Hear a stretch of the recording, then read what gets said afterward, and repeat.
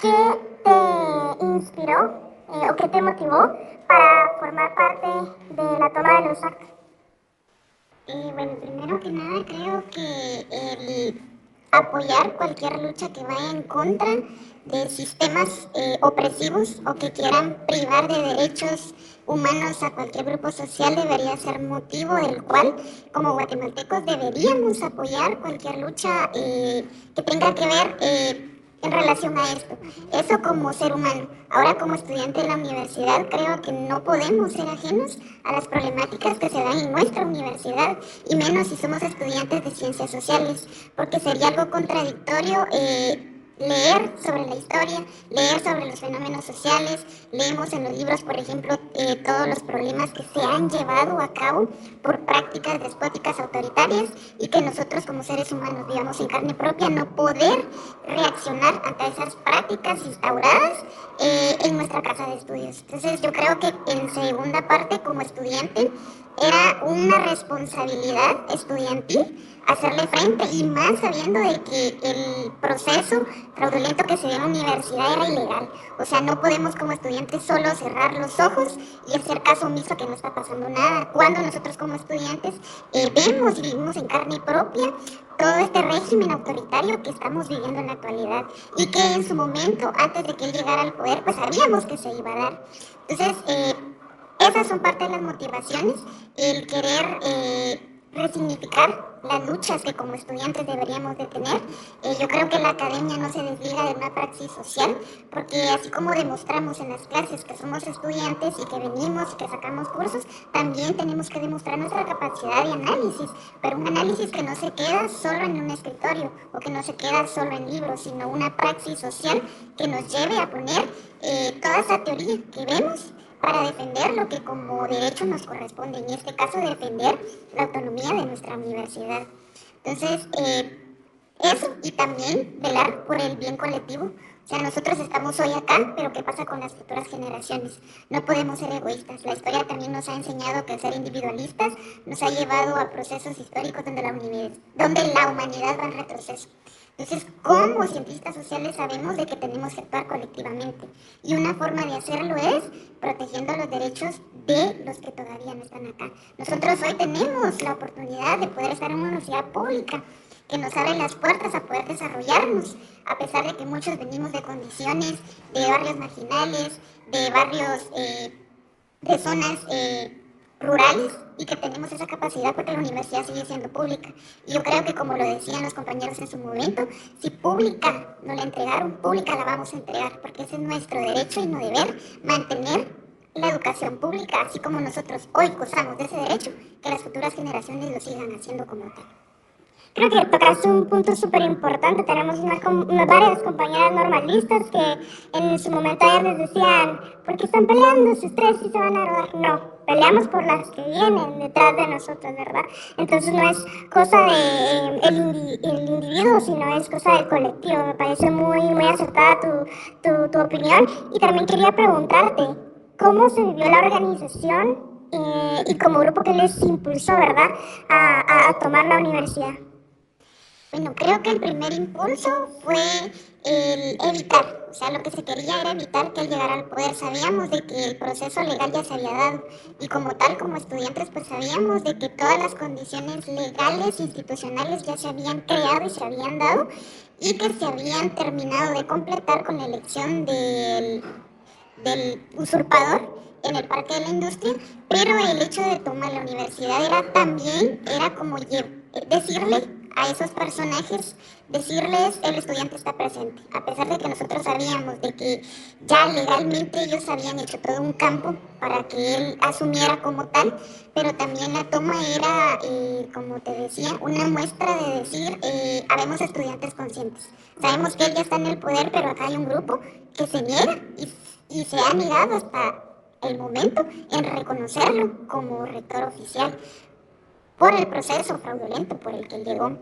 Entonces, al principio se habían dado procesos y es acá donde como estudiantes nos cuestionamos, porque muchas veces nos dicen hay que seguir la línea institucional y legal. de las formas legales, de la democracia, pero llega un momento donde nosotros como estudiantes también tenemos que ser críticos a que esas formas legales de democracia a veces no nos favorecen a nosotros, sino favorecen a esos poderes corruptos que se han instaurado en el poder, y de esa misma forma entonces es donde decidimos tomar medidas de hecho, porque no hay otra forma de hacernos oír. Lamentablemente en este país la historia nos ha demostrado que solo con hechos se es escuchada, las peticiones, ya sea no solo del estudiante, sino de cualquier sector que está librando luchas. Entonces se toma la decisión de llevar a cabo una toma en la cual pues se había propuesto decir, es una forma de decir rechazamos, no todos estamos de acuerdo, y pues con el pasar del transcurso del tiempo vimos como otros sectores se fueron uniendo a la lucha. Ya después ya no solo era un pequeño grupo de estudiantes, ya eran facultades, ya eran grupos de profesionales, era sociedad civil, eran claustros de docentes. Entonces, eso le dio más fuerza al movimiento a decir, no, no podemos abandonar con 2, 3 días de una toma, esto tiene que reivindicarse y tiene que sentar un precedente, y es como cada vez pues el movimiento se va cada vez haciendo más grande, tomando en cuenta, ¿verdad?, también de que la universidad, muchos dicen los universitarios deben pelear por su universidad, y no es así. La universidad no es una isla, es parte de la sociedad, tenemos representaciones en muchos puestos de gobierno, la universidad ejerce un papel muy importante en la sociedad, y por tal le compete a cualquier miembro de la sociedad defender la única universidad pública que tenemos, y fue por eso que hicimos un llamado más abierto a que organizaciones de índoles de pueblos indígenas, de mujeres, del sector campesino se unieran, porque también sabemos y estamos conscientes que si esta universidad existe es gracias precisamente al trabajo que estos sectores realizan, y que muchas veces el sector campesino indígena es el que menos logra tener los beneficios de una universidad pública. Entonces vimos la necesidad de involucrarlos a ellos para la defensa, como les comentaba, y pues el movimiento adentro cada vez se fue dando.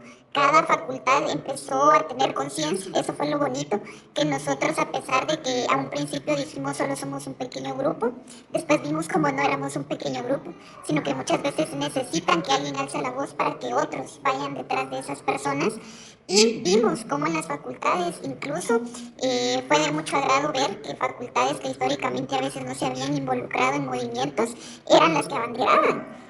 Por ejemplo, paros dentro de sus facultades, no porque fueran obligados por sus licenciados, sino fue toma de decisión de estudiantes, que ellos en asambleas tomaron decisión de decir paramos clases, no queremos, apoyamos a los compañeros, que muchas veces no hacían presencia en el campus, pero que sí reafirmaban el apoyar la toma, diciendo no recibo clases, diciendo nos vamos a paro, diciendo, por ejemplo, publicando en sus redes no tenemos rector, y creemos de que eso fue muy importante y que también motivó a decir debemos proseguir la lucha, y pues terminó en el movimiento nacional que se dio con tomas en centros regionales, que ellos también jugaron un papel muy importante.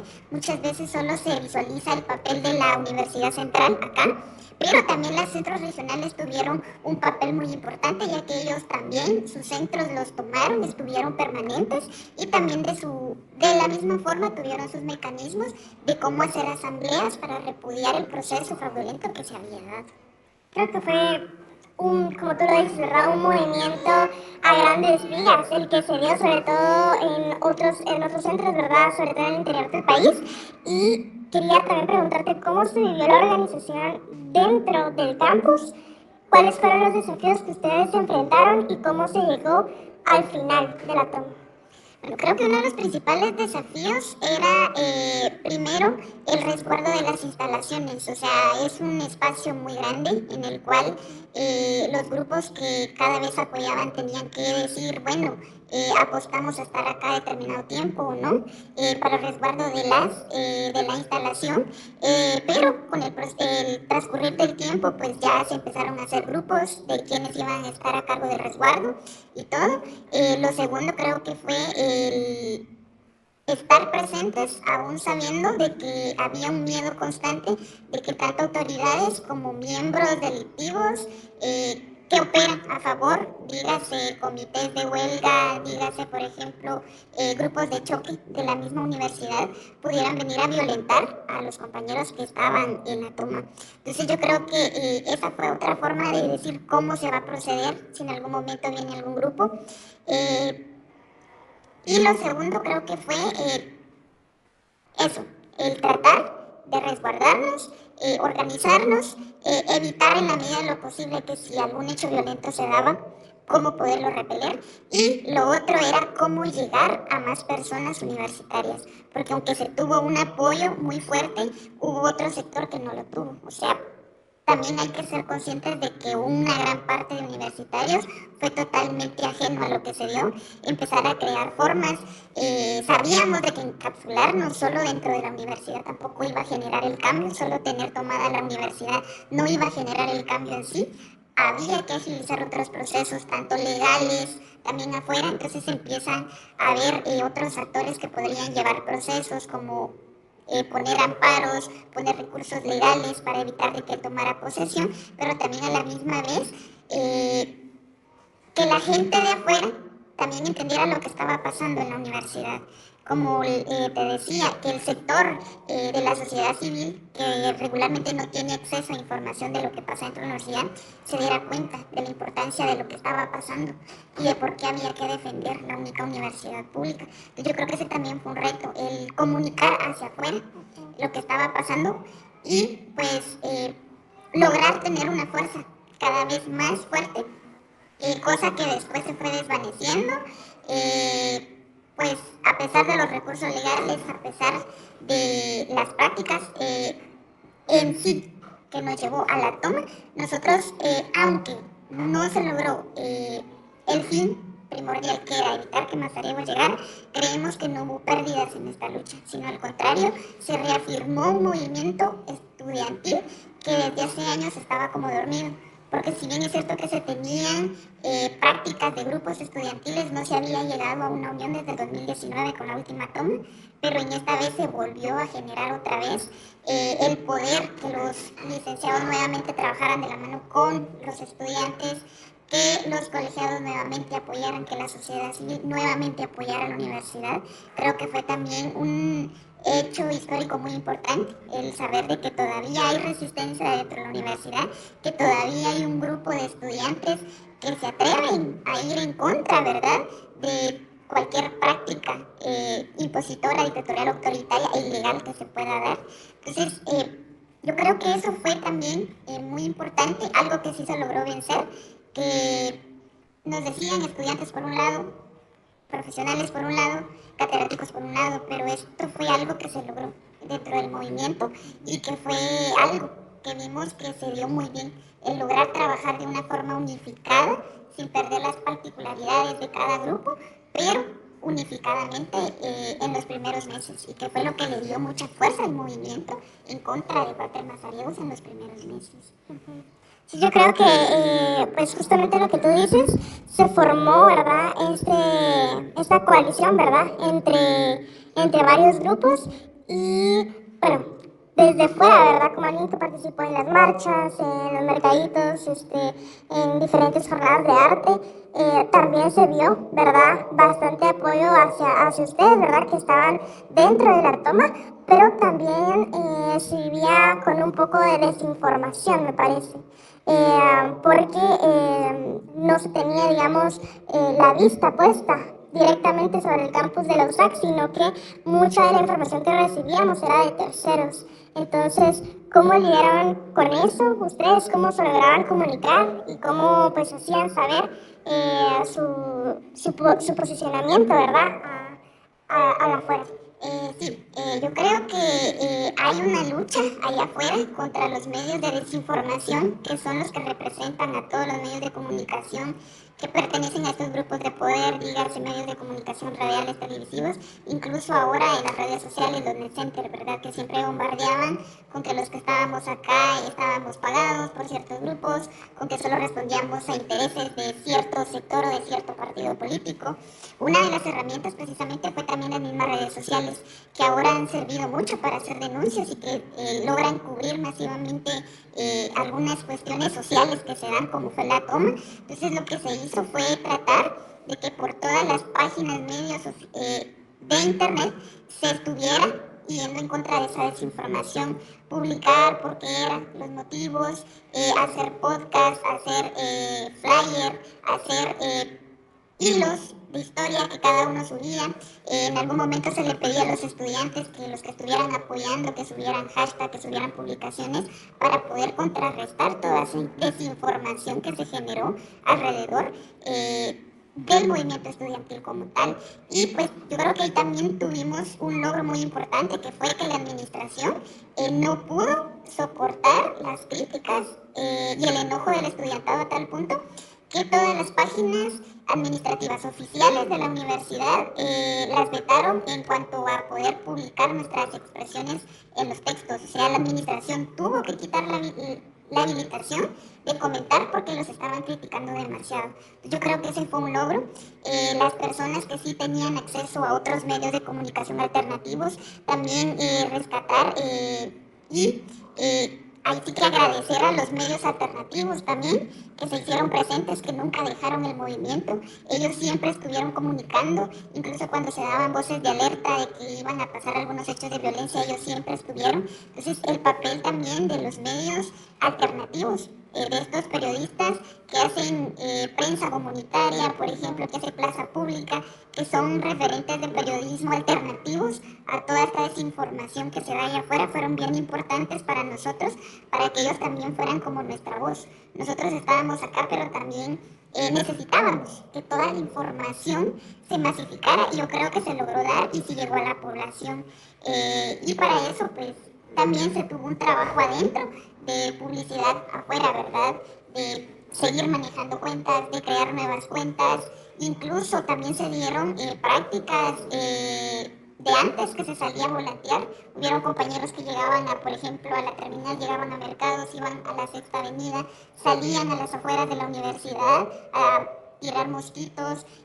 Se pidió en su momento que cualquier estudiante, profesor que estuviera en un espacio público diera 5 minutos para hablar del contexto, ¿verdad? Porque era necesario con la familia, con los amigos en la escuela, para que también eso sirviera para poder seguir reproduciendo y pues el apoyo hacia el movimiento universitario. Ya para terminar, ¿verdad? Brevemente, ¿cómo fue ese momento en que terminó la toma y la entrega de las instalaciones para ustedes? Yo creo que también es justo reconocerles, ¿verdad? Que tuvieron bastante aguante y sufrieron bastante desgaste físico y mental y emocional, ¿verdad?